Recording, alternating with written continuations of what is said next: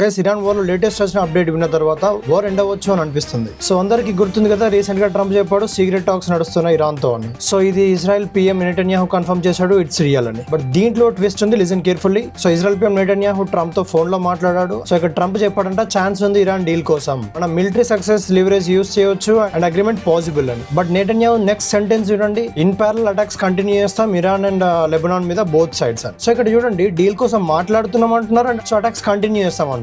ముందేం జరుగుతుందో చాలా ఇంట్రెస్టింగ్ గా ఉంది. ఇలాంటి రెగ్యులర్ అప్డేట్స్ కోసం నా పేజ్ ని ఫాలో అవ్వండి అండ్ మీ ఫ్రెండ్స్ కి కూడా షేర్ చేయండి. ప్లస్ ఇజ్రాయెల్ పిఎం క్లెయిమ్ చేశాడు just past 2 days ago Iran లో 2 న్యూక్లియర్ సైంటిస్ట్ ని చంపేశామని. ఇక్కడ పీస్ టాక్స్ జరుగుతున్నాయి, అసాసినేషన్స్ కంటిన్యూ అవుతున్నాయి. సో ఇవన్నీ సీన్ల వెనకాల ఒక మేజర్ మీడియేషన్ జరుగుతుంది. సో ఇక్కడ ఈజిప్ట్, టర్కీ అండ్ చాతగాని పాకిస్తాన్ కూడా యాక్టివ్ గా ట్రై చేస్తుందంట మీడియేషన్ కోసం. బట్ ఇక్కడ ఇరాన్ కండిషన్స్ మాత్రం చాలా టఫ్ గా ఉన్నాయి. యూఎస్ వాళ్ళ అగ్రెషన్ ని అడ్మిట్ చేయాలి అండ్ ఇరాన్ లో జరిగిన డ్యామేజెస్ కి పే చేయాలి. సో ఈ కండిషన్స్ మీట్ అయ్యేంత వరకు స్ట్రైట్ ఆఫ్ హార్మోస్ క్లోజ్ చేయడం కరెక్టే అంటున్నారు. ప్లస్ సోర్సెస్ కూడా చెప్తున్నాయి చాలా ఇష్యూస్ ఇంకా సాల్వ్ అవ్వలేదు. గల్ఫ్ కంట్రీస్ ఇజ్రాయెల్ అండ్ హెజ్బోల్ అందరూ ఇన్వాల్వ్ అయ్యారు. సో లాంగ్ నెగోసియేషన్స్ నీడెడ్ అని చెప్తున్నారు. So finally talks plus fights రెండు జరుగుతున్నాయి సైమల్టేనియస్లీ. సో ఇక్కడ డీల్ కి చాలా దూరంగా ఉన్నారు, బట్ డైలాగ్స్ అయితే స్టార్ట్ అయినాయి. సో ఇక్కడ స్టోరీ చాలా కాంప్లెక్స్ గా ఉంది అండ్ దీని మీద మీ ఒపీనియన్ ఏంటో కమెంట్ బాక్స్ లో చెప్పండి.